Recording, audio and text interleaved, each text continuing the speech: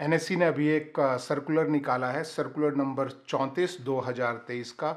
उस सर्कुलर में कुछ चेंजेस किए गए हैं और उन चेंजेस के हिसाब से जो क्रेडिट फॉर सेल है उसमें बहुत सारे ब्रोकर्स ने कुछ चेंजेस किए हैं। मेरा अकाउंट 3 ब्रोकर्स के पास है, एम स्टॉक के पास है, धन के पास है और जीरोधा के पास है। तो इन तीनों का जो क्या चेंजेस हैं वो मैं आपके सामने में रखने वाला हूं।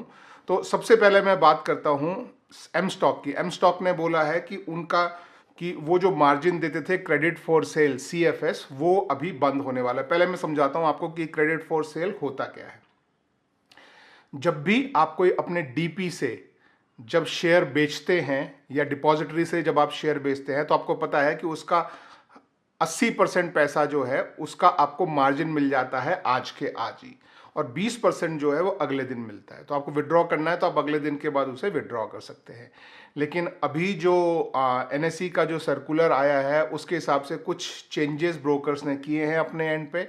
तो 3 ब्रोकर्स की मैं बात कर लेता हूँ। सबसे पहले हम बात करते हैं कि एम स्टॉक ने बोला है कि ये जो क्रेडिट जो वो देते थे, मार्जिन जो वो देते थे अगेंस्ट क्रेडिट ऑफ सेल, वो अब से नहीं मिलेगा। तो आपको जो 80% आज जो मार्जिन मिलता था, आज आपने कुछ बेचा है तो वो एम स्टॉक में नहीं मिलेगा। आपको पूरा 100% मार्जिन जो है वो अगले दिन मिलेगा।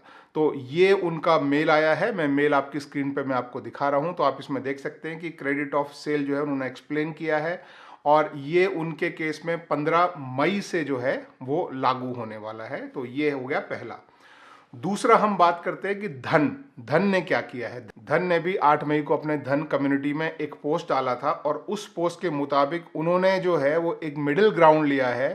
उन्होंने ये बोला है एक्चुअली कि आपका जो ये क्रेडिट फॉर सेल का जो मार्जिन आपको 80% जो आज मिलता है वो चालू रहेगा, लेकिन जो शेयर आपने बेच के क्रेडिट लिया है, मान लीजिए आज आपके डिपॉजिटरी में ICICI बैंक था, आपने 1 लाख रुपए का ICICI बैंक बेचा तो पहले आपको 80,000 रुपये क्रेडिट आज का आज ही मिल जाता था। आप उस 80,000 से कोई भी ट्रेडिंग कर सकते थे या कोई भी लॉन्ग टर्म शेयर्स भी खरीद सकते थे।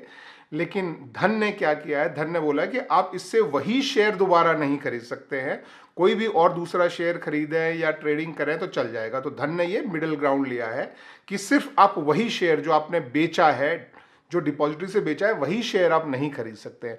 लेकिन अगर आपको खरीदना है वही शेयर तो पहले आपने जो सेल किया है, जो डीपी से सेल किया है, उस सेल को आप MIS में कन्वर्ट करें और फिर आप बाय कर सकते हैं। I hope I am making sense.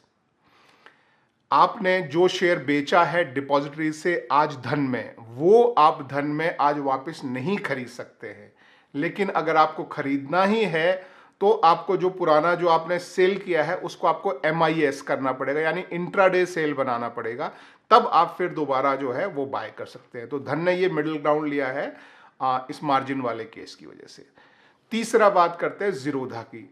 Zerodha ने क्या स्टैंड लिया है। जीरोधा ने अपने यहाँ पे ये ट्रेडिंग Q&A में उन्होंने साफ बताया है, ये किसी शशि बांगेरा ने ये क्वेश्चन पूछा था CFS क्रेडिट फॉर सेल कि क्या हम बाकी ब्रोकर्स जो है हटा रहे हैं, क्या जीरोधा भी हटा रहा है। तो जीरोधा ने बोला कि भाई आपको जो है you will continue to get 80% credit. तो जीरोधा में जैसे आपको लॉन्ग टर्म के शेयर बेचते ही 80% क्रेडिट आज मिल जाता था, वो आपको वैसे ही मिलता रहेगा। तो जीरोधा ने जो है ये चेंज नहीं किया है, कोई चेंज नहीं है जीरोधा में कोई चेंज नहीं है। एम स्टॉक में पूरा रिवर्सल है और धन ने थोड़ा सा चेंज किया है कि जो शेयर बेचा है वो आप आज नहीं खरीद सकते हैं तो पुराने वाले को आपको MIS करना पड़ेगा।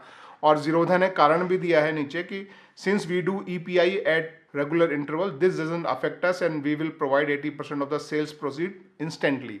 तो जीरोधा में जैसे आपको मिलता है वैसे 80% आपको एग्जैक्टली वैसे ही मिलता रहेगा, 20% आपको पुराना मिलता रहेगा। तो ये 3 ब्रोकर्स की बात की। अगर आप किसी और ब्रोकर के साथ हैं और आपको पता है कि भाई मान लीजिए आप मोतीलाल ओसवाल के साथ हैं, फायर्स के साथ हैं, अपस्टॉक्स के साथ हैं, एंजल वन के साथ है, और आपको इसके बारे में इंफॉर्मेशन है कि आपका ब्रोकर क्या कर रहा है, तो प्लीज़ नीचे कमेंट्स में ज़रूर करके बताएं। जो लोग दूसरे ब्रोकर के साथ हैं वो नीचे ज़रूर कमेंट पढ़ें, शायद आपको आपका आंसर वहाँ से मिल जाएगा। Thank you.